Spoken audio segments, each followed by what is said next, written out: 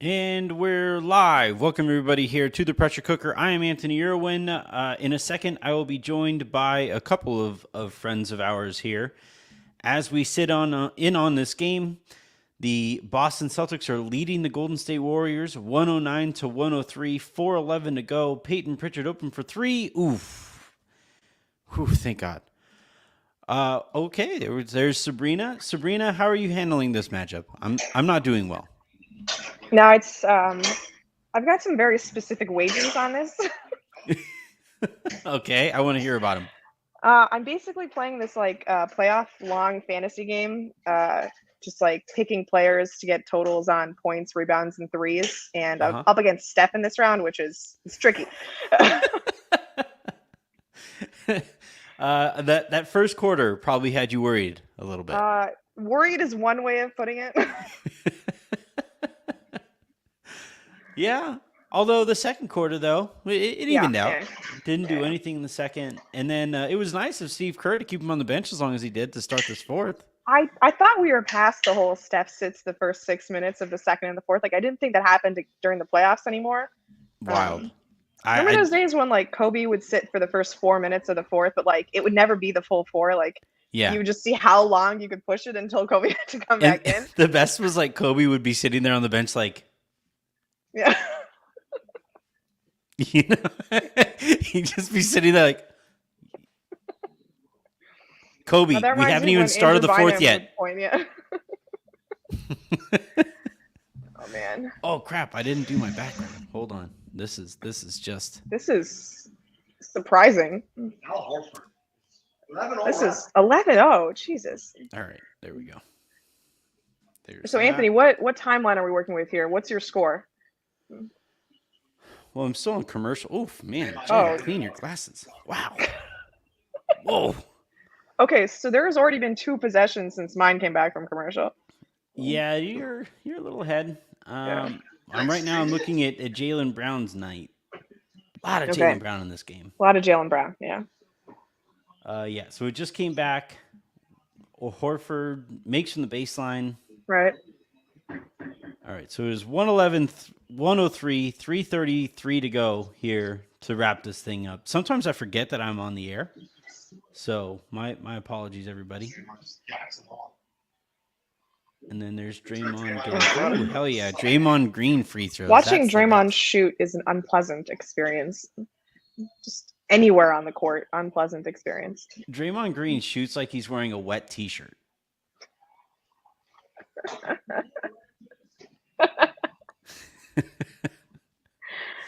You just see it. Like, he's just like... The backpack comment is still the GOAT one. I'm never topping that, but I'm gonna keep trying. Yeah, once you hear it, you just can't unsee it.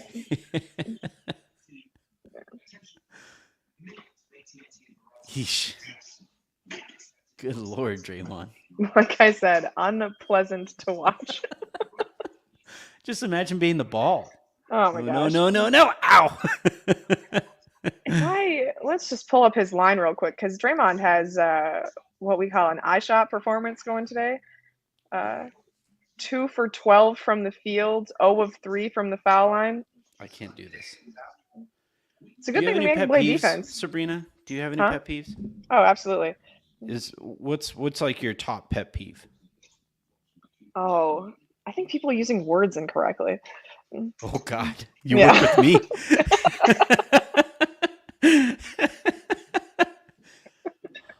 Hey, we even hosted a show together for a very long time there.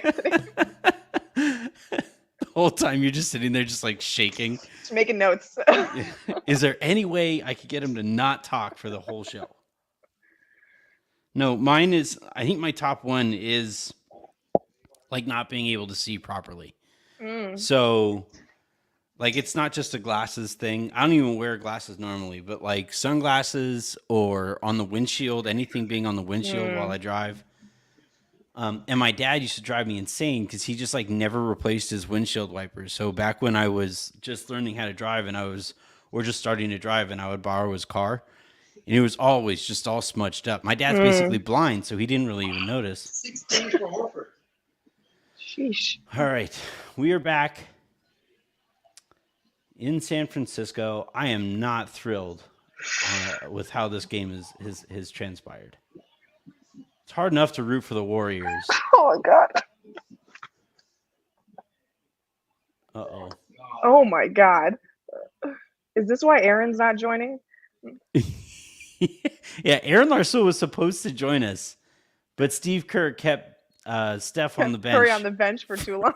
For 2 minutes too long. Aaron might be dead. Oh man.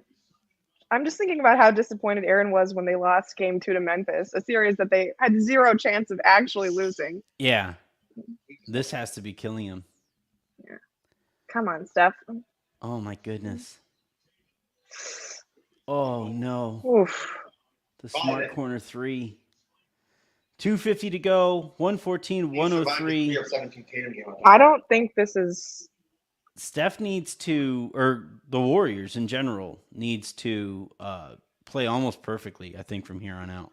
What's strange is I think I read a stat that, like, in games that actually had clutch time, the Warriors were plus 44 or something in fourth quarters this playoffs. They've been I think Dallas was the best clutch team this year. Did Steph get hurt there? It looks like something happened to his ankle, didn't it? He rolled it himself. Yeah. He self-rolled it. Man, that was like some classic Steph ankle stuff. Like that was like pre-Under Armour Steph. You don't want to see that. Where's the offensive foul here? That's offensive foul. So this is Beating the Bucks. that your brother in the background, Sabrina? Yeah. 4.5 How's Sabrina's minutes brother? left for Golden State. So like here's my concern with Golden State in this series is they play a very small backcourt when they want to be their most explosive with Steph and offensively, Poole yeah. and Clay out there. And Boston is so big, so much bigger at all of those positions. And in the playoffs, that size really matters. Like we saw that with the Lakers the year that they won the championship a couple seasons ago, where they would just bully people. You know, Caruso at like 6'3" at point guard, the and starting backcourt of KCP and Danny Green was already so much bigger. Yeah, that one too. It was just they were just so big and so physical that smaller backcourts, with the game being called so differently in these playoff games, really struggled. And I kind of wonder if that's going to be a theme here over the course of the series. 117-103, the bad team. I mean, I really thought that no matter who won the series, Golden State was going to win tonight, just because you always see that that shift of when a team has to play them for the first time. Yeah. And they've been so good at home during these playoffs too. That's a big quick bucket there. That's their first score in 5 minutes, Anthony. Yeah, I know, but they need to score quickly here to have a shot. Yeah. And I think this one's over. Yeah, I mean, you have to get 13 points in the fourth quarter. 4 shots, 4 stops in a row without fouling, and all threes basically. Yeah, there's your game. Look at the 3-point shooting on Boston's side. Like, what do we got? 6 from Horford, 5 from Derek White. You know what sucks, Sabrina? If you put this Boston roster, and the way that they play in any other city, and it'd be one of my favorite teams in the NBA. You know how hard that is to say? I'm sitting here in Cancun in a bad mood. I believe that I've expressed some positive thoughts about the Celtics recently, which, like every time I have like a nice thought. Yeah.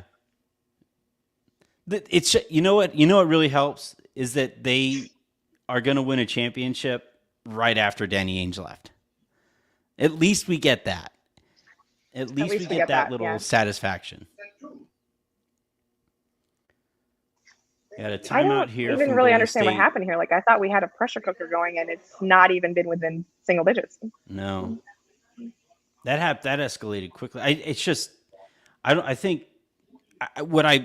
easy to say in hindsight now, but I would have liked to keep Steph in the game to start the fourth and really Just go see for if the you jugular. can, yeah, really see if you can throw that knockout punch, especially given how Boston has really kind of hung around all game. You like Kerr's a really good coach, but this has always been kind of his Achilles heel, you know, It's very strength in numbers, right? Like that's what they do. Yeah. But like you could do that when you have KD. You know? I mean, it's easy to keep too, right? Steph on the bench, yeah. When you have KD out there able to, you know, generate any kind of offense for himself that he wants. But they have so little creativity when Steph isn't on the court. Just gonna pull up their fourth quarter stats real quick because I'm curious. 6 of 15, 15 of 22 for Boston, 9 of 12 from three. I mean, how much of this is just good shooting from Boston? Like, is this sustainable? I mean, that's just the NBA now, right? Like that's just kind of where we are. But how many people in Boston think that Pritchard was the MVP tonight?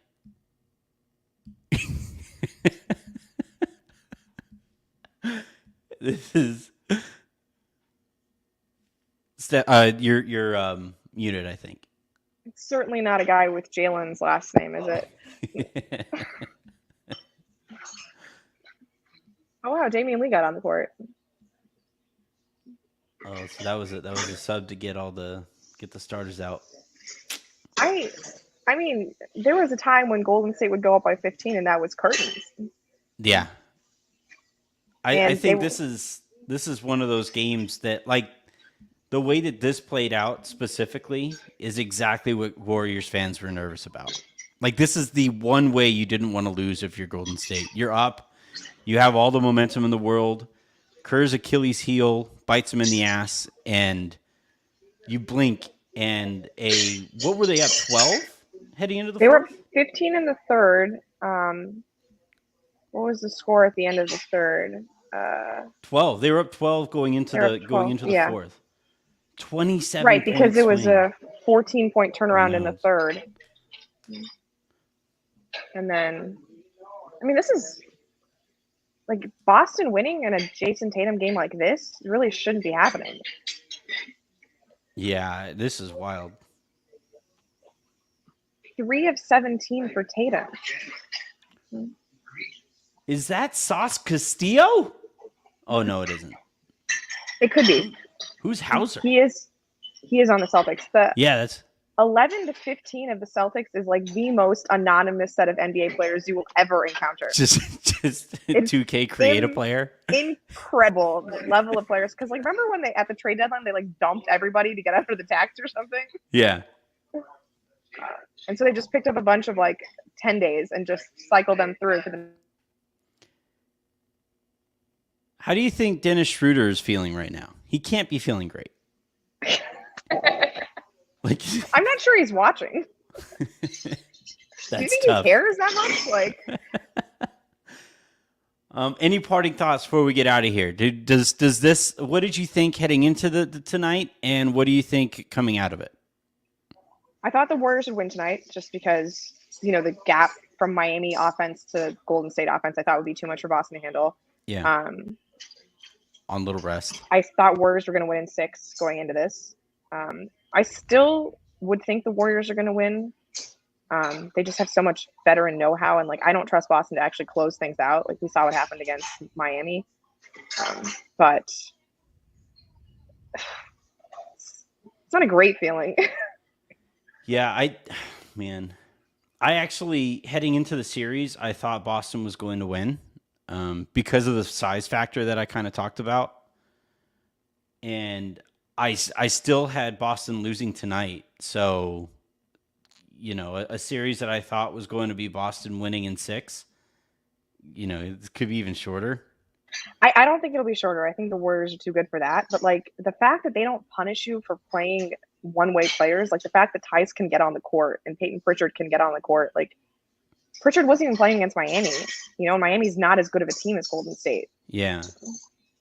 Well, the problem is that Golden State doesn't run an offense that punishes. Like Exactly. Golden State focuses so heavily on egalitarianism that, like, you know, you can get away with a Pritchard out there. They aren't going to run 5 straight pick and rolls at Pritchard. That's not what they're looking to do. Whereas Boston will absolutely attack Jordan Poole 5 times in a row, which is why Derek White had such a good game. Yeah, so it's going to be interesting to see how, you know, and the kind of adjustments that we're talking about are cultural adjustments, foundational adjustments. Steve Kerr not sitting Steph at the start of the fourth is a cultural foundational, you know, chasmic shift that I just don't know that he's capable of doing it.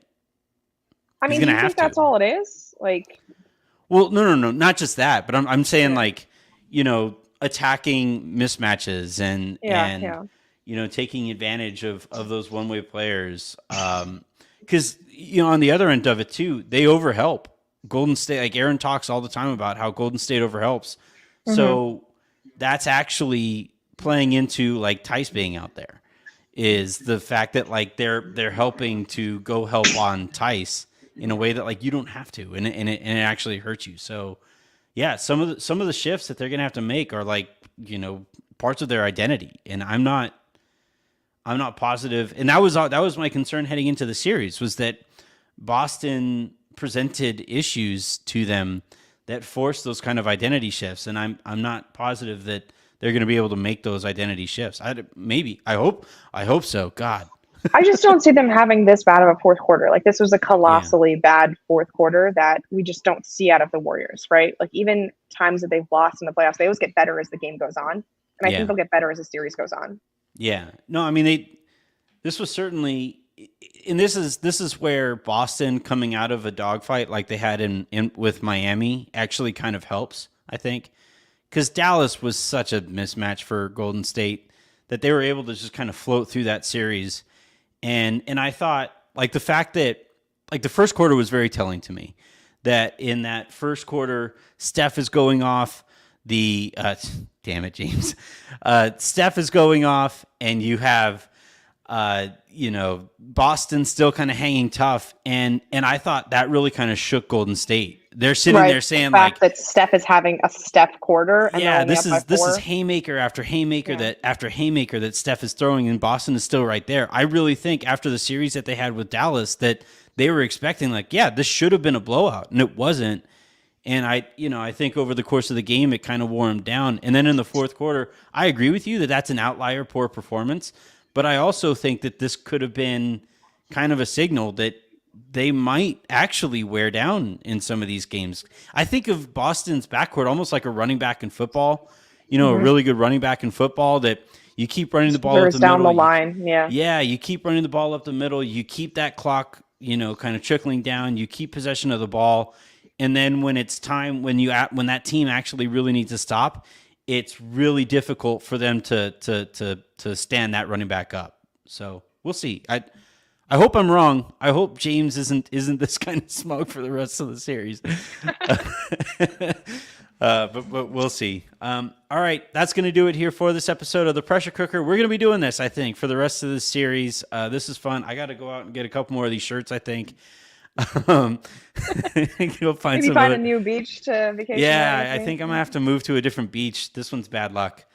Until next time, thank you very much, Sabrina, for hopping on. Thank you, everybody, for tuning in. We'll talk to you all next time.